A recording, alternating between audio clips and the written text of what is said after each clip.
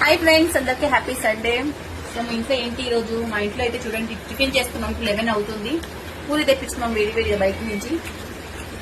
వేడివేడి పూరీలు అనమాట. చూసారా, పూరి తింటున్నాము. కావాలంటే మా ఇంటికి వచ్చేయండి. కాకపోతే పూరి ఏం పెట్టాను, ఇప్పుడు చికెన్ చేస్తాను, రైస్ చేస్తాను వేడివేడిగా.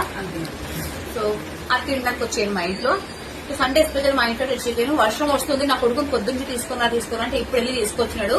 టిఫిన్ కూడా లేట్ గా తీసుకొచ్చేటప్పుడు ఇప్పుడు తినేసే వాళ్ళము.